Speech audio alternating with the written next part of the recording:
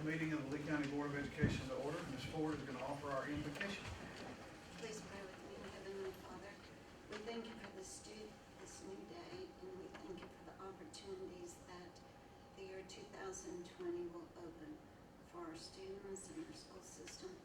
And Lord, we're so thankful for the privilege to serve and to be a part of watching children grow and to learn and to go on and to do some remarkable things, in our state, in the United States.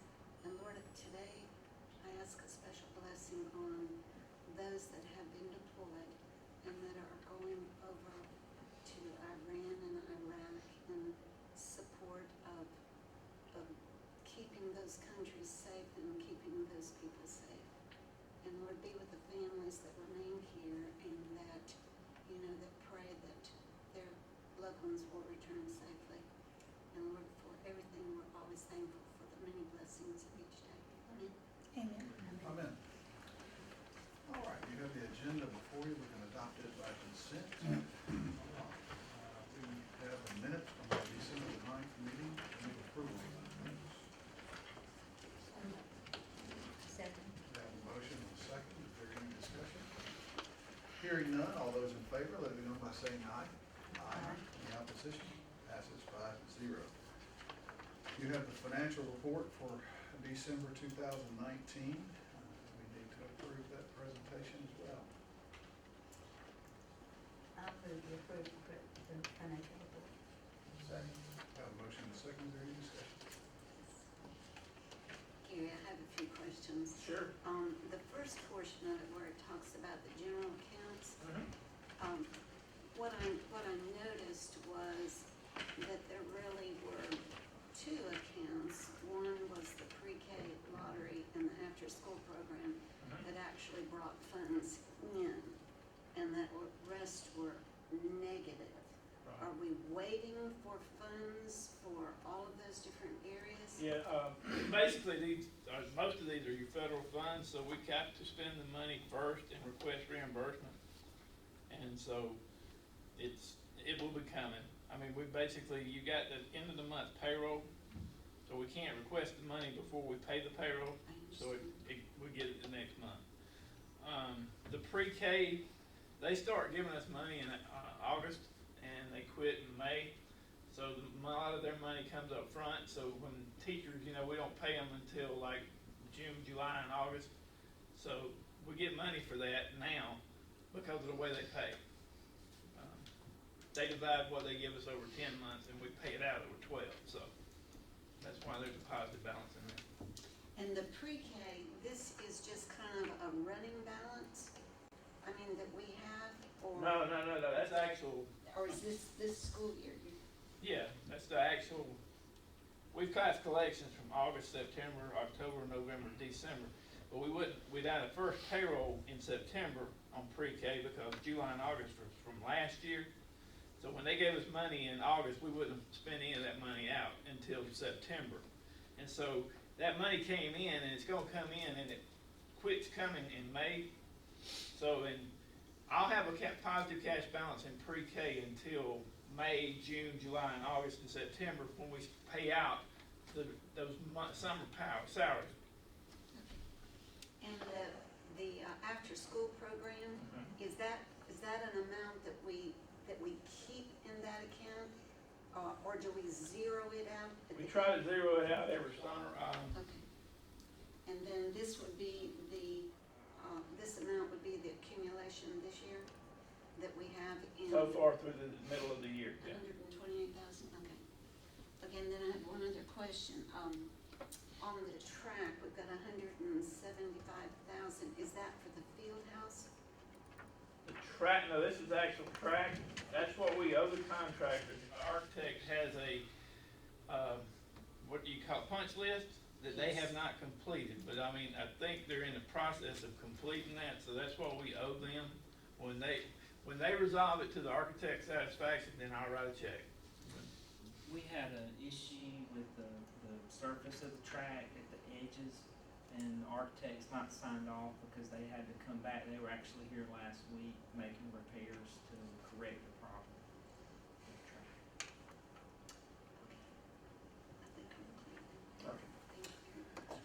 Any other questions? Hearing none, all those in favor, let me know by saying aye. Any opposition? Passes 5-0. The consent agenda, I know we had some updates a few minutes ago. Dr. Miller, would you like to speak to those? Yes, sir. The consent agenda is not lengthy, but we do have some more items in certain areas in particular than usual, but it's normal for this time of year, and you'll see what I'm speaking about in just a second. The consent agenda includes 8 requests to raise funds, 18 recommendations for employment. If you'll note, 4 of those recommendations are classroom teachers, and we had these teachers begin with us last Tuesday. Well, it was their first day with students, and checked on them. They're off to a great start and doing well. We're thankful to have people to fill those slots that came open this fall. There are 4 reassignments, 9 resignations, and 6 retirements. Both of these numbers are higher than we normally see in a typical month, but it's not unusual for this time of year as people begin moving to completion of their 30 years of service, or I know in one case, one of our teachers, his spouse is being taking a position in another state, and they're moving. So in anticipation of that, we've already gotten a resignation. There's also 2 corrections to a previous agenda, and 6 overnight or out of state field trip requests. All right, what is the pleasure of the board?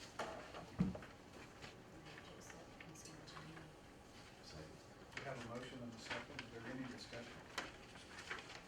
Hearing none, all those in favor, let it be known by saying aye. Any opposition? Passes 5-0. All right, Dr. Miller, your reports, please, sir. Yes, sir, and if I may take a point of privilege before we begin our reports, we received right before Christmas in the mail from the Georgia School Board Association a pin for Miss Sylvia Van. It's a service pin. She has 18.6 years service on the Lee County Board of Education. I'd like to read the note from Nancy McClellan, who sent this to us. Here's the service pin for Mrs. Sylvia Van. She is a blessing to the children of Georgia, and we thank her for her service. So I'd like to present this to Ms. Van. Thank you for your service. Thank you very much.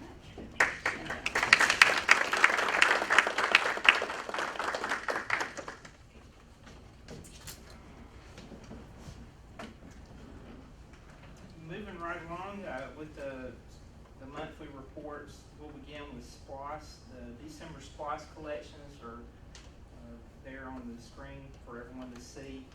They came in at $245,939.35, which is almost a $64,000 decrease compared to December of the previous year. As you can see in the total at the bottom there, if you compare the SPLOS collections from 2018 to 2019, you'll see a $440,000 difference from the previous year to this year. It's the lowest year for SPLOS collections since 2004. And I did read today that the state is taking action quickly, the legislature, to close some loopholes with online sales, taxes from those. So I'm hoping that'll be one area that we'll benefit from and see some improved collections in the future. Under student health services, we've experienced an increase in flu cases right before the end of the first semester. At the beginning of this semester, we sent the parents a newsletter, a letter concerning the flu. We understand that some flu cases are presenting without a fever or a very low grade fever, not something you would typically expect. So our nurses are right now, if a student has a 99.6 or higher fever, they're going ahead and sending them home, where typically it's a 100.4 is kind of our cutoff for calling parents to pick their child up. But in light of the flu strands A and B that are prevalent, somebody here in our office has a first grader, and they were diagnosed with the flu today. So we're we are maintaining right now, but we wanna keep an eye and encourage parents to make sure their children are washing their hands and, taking all precautions necessary. We hope to get through this time and move along until have better health and fewer cases of the flu. Food service, you have a report on the meals served for breakfast and lunch, but I would like to speak about two other related topics. Our director, Regina Dunn, spoke to the school leaders last week about a new point of sale technology that we are gonna implement in our schools on March 2nd. And this point of sale technology will have, the schools will have the option of a scan, like a student ID, or the keypad, which is what most of the schools use now, or both. We're gonna train the staff on February 27th and 28th, and on Monday, March 2nd, the point of sale will go into place. And one thing that we're gonna do with that point of sale, once that technology change is made, we're gonna go to using the last 4 digits of the student ID for their lunch number. We don't do that now, but we're gonna make that transition, and we think it'll be good for our system. We look forward to that. Also in food service, Ms. Dunn has applied for a grant to begin serving what's called second chance breakfast, and that is targeted towards our high school students. Many of them get up and go and they don't eat, and so second chance breakfast or breakfast after the bell is a program that's had great results across the country, real positive feedback, and research supports it.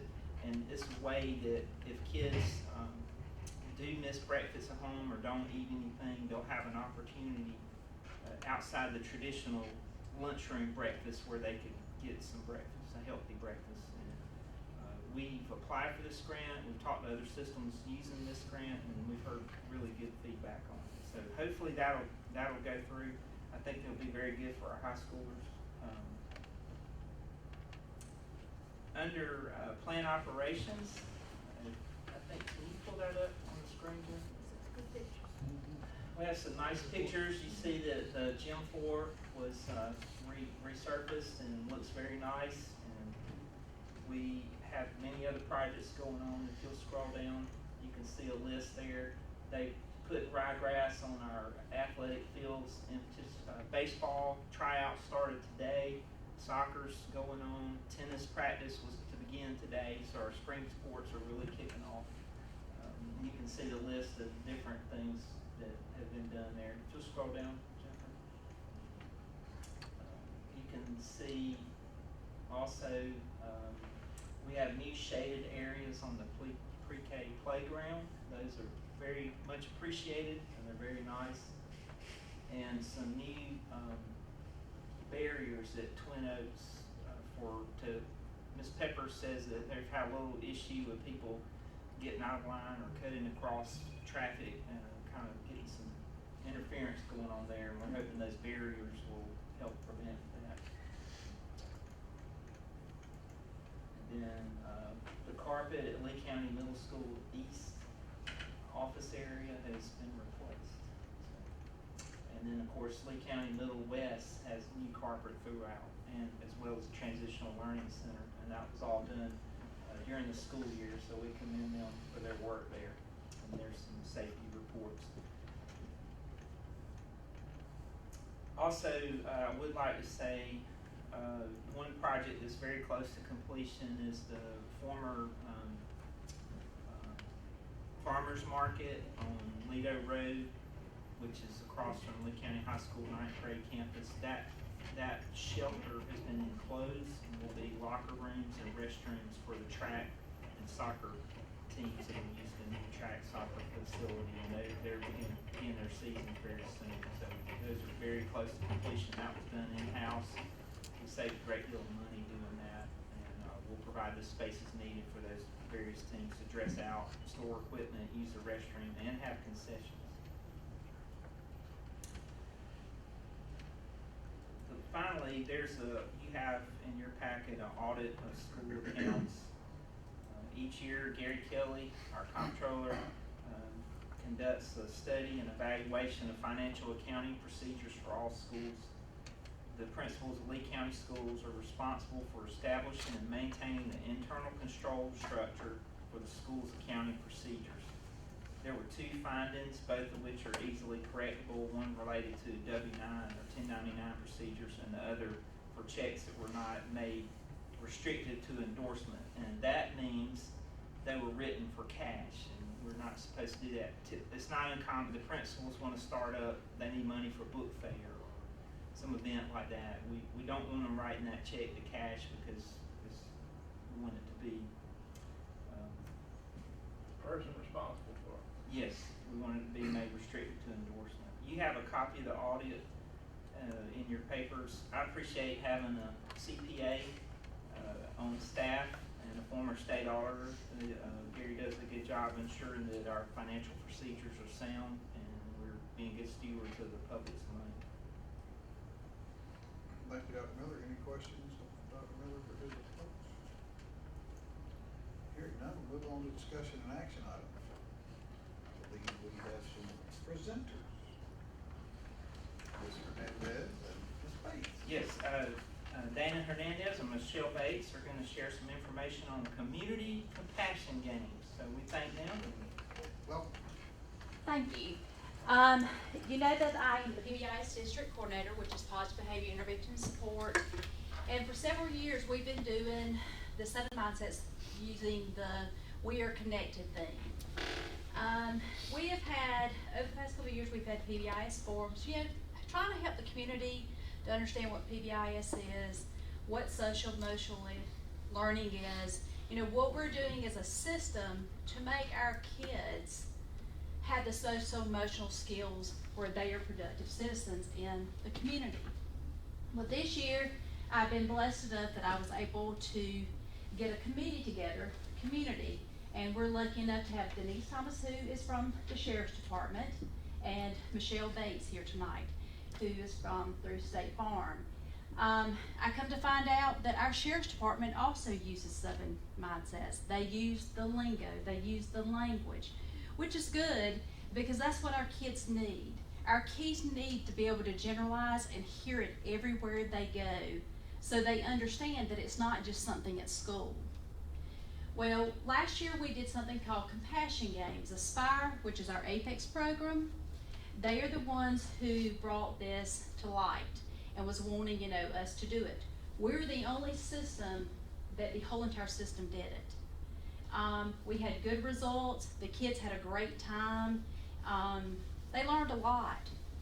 So this year, we thought, okay, we've done it in the system. Now we need to get the community involved because we want our community strong. We want the kids to understand that social, emotional is everywhere. And that's what's going to make our community thrive, and it's what's going to make our community grow. So I'm going to let you just watch this video real quick that just kind of tells you a little bit about what the Compassion Games looks like in the community.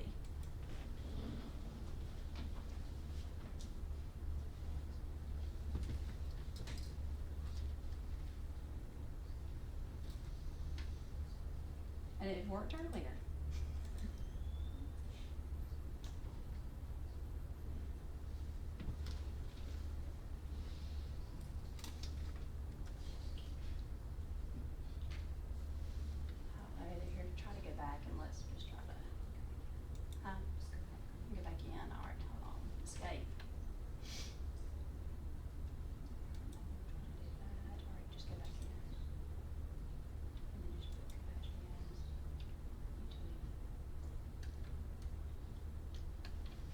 I have Ryan to testify it worked earlier.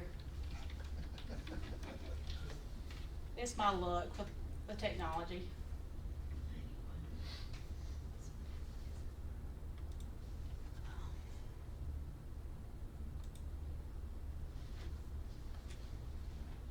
I don't know. We can hear like very faintly. You should be able to Is hear there it. a volume on the computer itself? Maybe the computer itself. Speaker sound. Click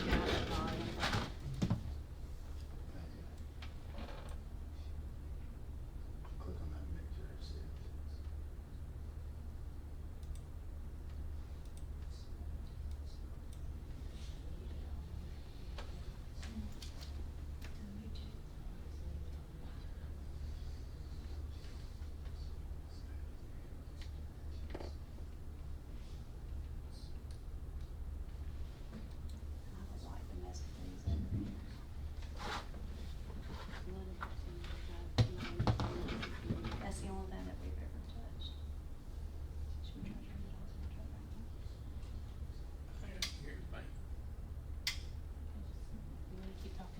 Yeah. Just act it out for us.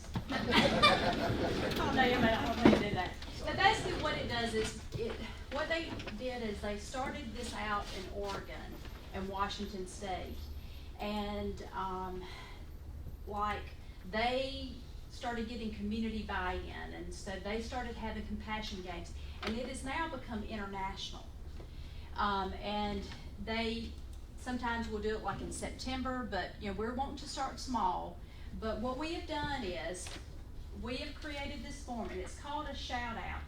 And where I found this form is, last week, I had to take my father to the ER.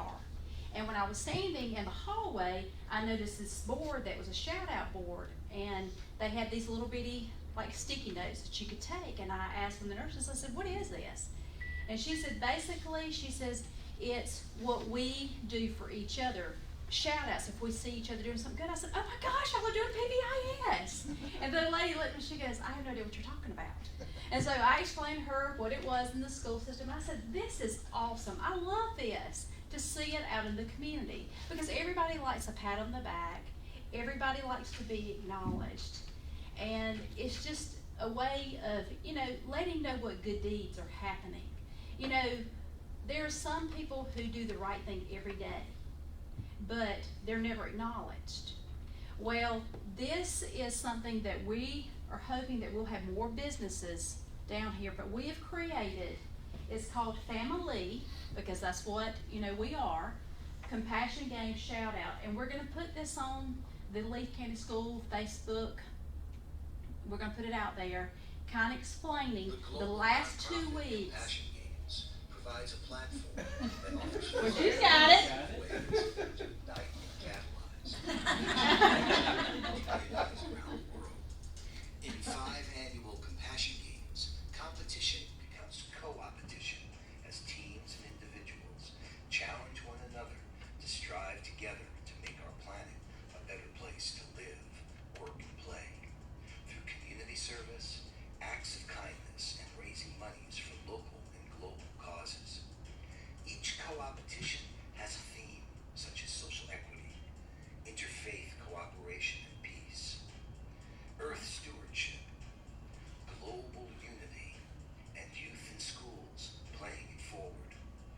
No one can lose the Compassion Games, and the more people play, the more people win.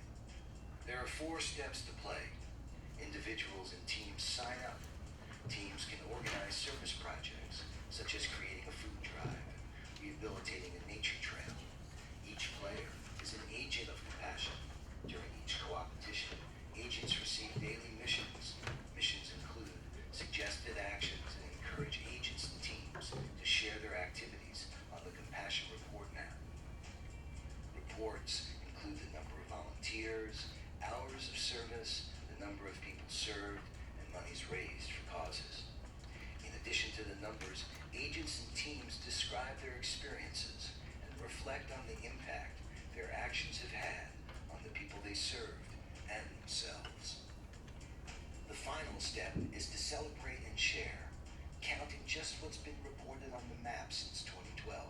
Over 5 million people have been directly served by almost 500,000 volunteers who've donated over $80 million to local and global causes. One of the featured and sponsored ways to play is the Compassion Relay. Champions of Compassion are advocates, promoters, and supporters of compassion. They form a relay team and pass the compassion torch to each other in the days leading up to and during the co-opetition. Each relay team member is featured in one of the daily missions. Each compassion relay brings light to the champions, cross-promotes the members of the team, and strengthens our movement as a whole. For example, during the Global Giving Games, Compassion Games chairperson, Hereditary Chief Phil Lane Jr., and the Green Shake lit the compassion torch at the UN Climate Action Talks in Marrakesh. Chief Phil and Sheikh Abdul That's good. Aziz bin Ali Yeah. passed the torch to the Blue Youth to highlight their So this is nothing new to Lee County. Especially take our primary school, Debbie Devane and Jamie Murdoch. They do such a fabulous job of promoting great things that their kids and their teachers do in their school system. Every school here does this already. Lee County is a very giving community. So, and as a business, and I work in Albany, but I live in Lee County, and I have a lot of customers in Lee County. It's important to me to make sure that we take this experience a little bit further. So that is why when she gave us this great little shout out, we thought, okay, this is how we can incorporate all of us together. Like, I've already got a great shout out for your little school board, Sylvia Van. That's terrific getting that pin today. We're so proud of her. I mean, she was my teacher a few years ago. and so what we're trying to do is bring businesses in. We're gonna, like she said, we're gonna start small, but we just want to have the support of our board. We're gonna ask the support of our commission tomorrow night just to show everybody what we are doing. Everybody wants to see, everybody's Facebook. That's how we sell insurance now. Where everybody wants to have likes and shares and blah, blah, blah. So basically, one of the things we're trying to accomplish is putting so many positive things out there that our community's doing. To maybe get rid of some of the negative stuff that's out there. If they're seeing all these wonderful things that everybody in our school system and are, I was at McDonald's and someone in front of me paid for my dinner. I'm gonna pop a picture of their car and just say, I'm gonna do a shout out. And I'm gonna say, thank you, person in the blue car, for paying for my dinner, and send it out. It's just simple things. We're not asking for money. We're just asking for people to participate and to send in their shout outs. And so that's what we're asking for y'all to do today as well. So, am I missing anything, Dana? No, that's it. We just want to bring us all together. Instead of working in silos, we want to be a community and work together. Well, truly, I wanted all the schools to know that there were over 20,000 cans of food that were given from the schools to the food bank here in Lee County. And you go, let me think through that logistically.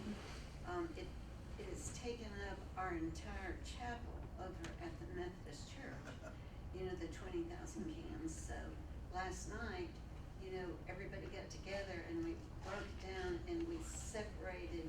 We have a new spot in one of our buildings for all the canned goods, and that will feed so many families for a really long period of time. So thank you to the schools for your effort, over the Christmas, Thanksgiving time that, and I have to smile. I just have to smile over this.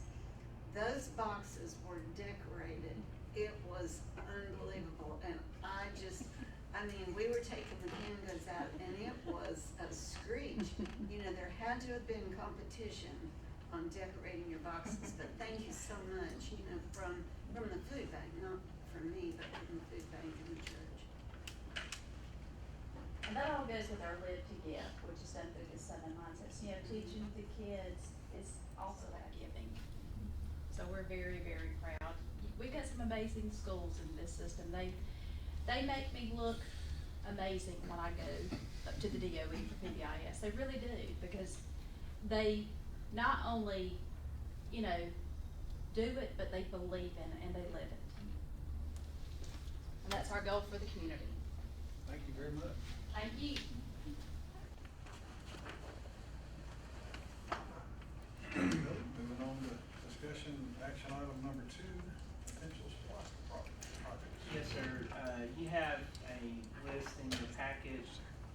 Just to bring that up so everybody can see of potential projects. On Tuesday, May 19th, we will have a new SPLOST election. This is for SPLOST 6. SPLOST funds come from a 1-cent sales tax approved by voters to be used to complete capital projects for local schools. And you have a list of those projects. I will be glad to make a comment about any of these if you'd like to discuss these. Once the board settles on a list of the projects, we will work with an attorney to develop a ballot question for the May election.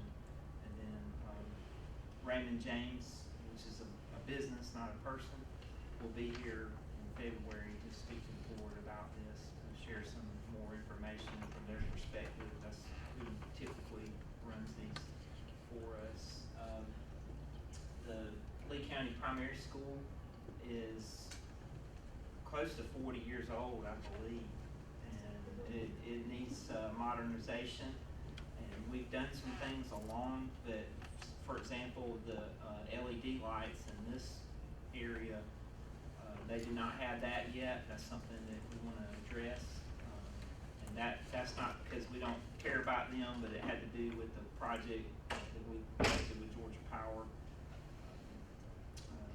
One thing that we need is a new gymnasium at the high school. Our gym's current seating capacity, that number is actually too high. It is not sufficient to meet the Georgia High School Association requirements to host the state basketball tournament game. And also, when we built this gym, we didn't play volleyball, now we do. So when we have volleyball matches, we can't extend the bleachers. Parents have to bring folding chairs. So we have a need there.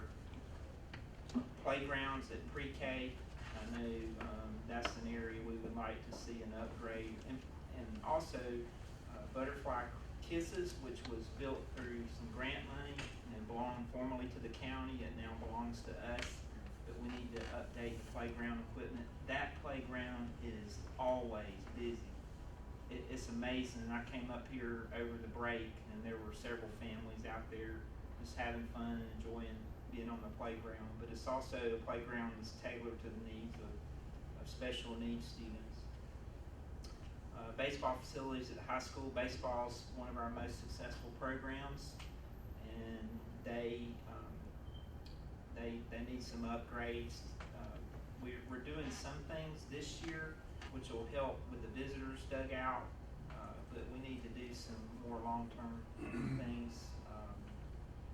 Paving the bus parking area at transportation would be great, and then also providing a bus wash for them. Upgrading security. It doesn't necessarily have to be cameras, but we want to continue to address that in all of our schools. Possibly doing some work in the parking lot at Lee County High School. Softball, a building, a Butler type building, so they have an indoor practice area. Ma'am? Not a Butler. We'll put it behind some trees. We'll put it behind some trees. Twin Oaks Elementary School, portico, the exterior doors on that gym, when it rains, the water builds up and it comes in under the doors, so it's damaging the floor. And so if we had covers over that door, the two exterior doors on the bus parking lot side of the gym, that would be a beneficial. Technology, one thing we're struggling with a little bit right now is our wireless capacity is about 30 devices. Well, when you think about a classroom and they all have Chromebooks and cell phones, that's possibly 60 devices. So we're being taxed a little bit in that area, so that's something we need to look to. Furniture, fixtures, and replacements as needed for all schools. Of course, we always need new school buses. We took a big step forward in the last SPLOST by modernizing our bus fleet, but we operate right now more than 70 buses. So we have many that some going back to, I think we have a 2002 bus on the road. And so we want to look at updating those.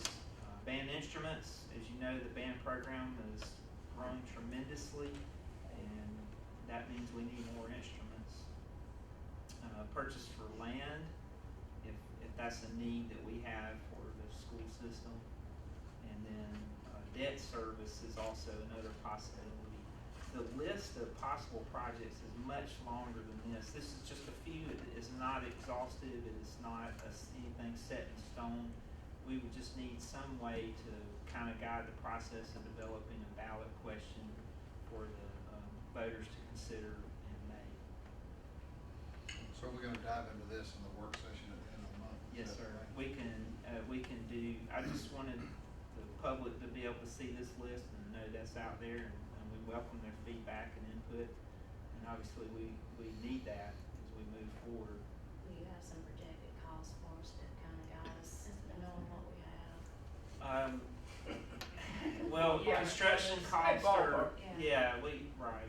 I mean, we won't be able to know specifically, but, And some sort of rank, I mean, That would be, yes, sir, but that's kind of, yeah. is this your top, I guess? And some of these, if you do one, that's kind of gonna necessitate doing the other, tie into each other, like what we are. Sure.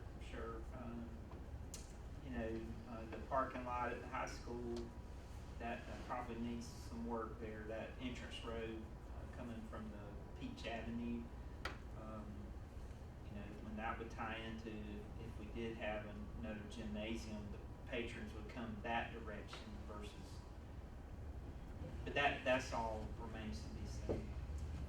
And actually, the school system has spent a large portion of money on athletic facilities over, starting with the new football field and moving to the multi-purpose field house and the tennis courts and, and all of those things can host the state tournaments, including the new track and the field house associated with the new track. All of these things are exceptional, with the exception of the gym. And we would be, I'm not exactly sure, it looks like we're about 118 seats short if we wanted to host the, state tournament.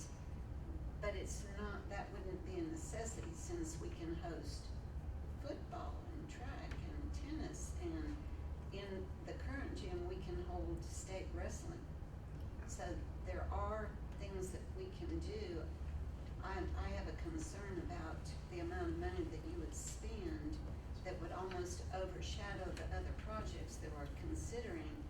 And those other projects directly are in the schools and directly impact the students. So, I don't know where we could put the gym, maybe down the bottom of the list, and if we got to it, it would be a consideration, but, you want a 40-year-old school to be updated. You want technology, you want band instruments, you want some of those things because they directly impact the children. The expense of a new gym, I can imagine. And with the amount that we do not receive in SPOS, which is around 64,000 from a year ago, that's a significant cost, and 440,000 over a one-year period. That is gonna curtail us, with some of the things that we've already outlined. Yes, ma'am. And that's something we need to consider. As I said, the number is actually less than 1,000 at the gym seats. It's, our high school gym is smaller than Terrell County, which is a much smaller The other thing high to school, look at, so. you don't have any place at the high school that can congregate the 4 grades, and I feel like the 9th grade is left out of sometimes that they could come and be a part of that high school, but that's kind of what it is because of that gym could serve. Right. like that, throw this out, though, it may not be your top priority, but if you've got a project that's gonna cost a lot of money, it's gotta be number one, Yeah, because because it's gonna take up most of you can't go spend all this money here and then hope you got enough, and then you'll be cutting that project down. So I'm not saying for the gym, whatever that project was. But that's one reason I wanted to get an idea of cost, so you can kind of see, okay, you can't do everything on this list, so just help it should help to rank it and cluster it. But when you list, you should list favorites and stuff. Sure. In order of what you want, okay. I mean, the bus parking lot's been on there twice. This will be the third. That's what we were just saying. How much, what's the seating capacity for a gym that can host tournaments? 1,200 But, for our size school. okay, for 16.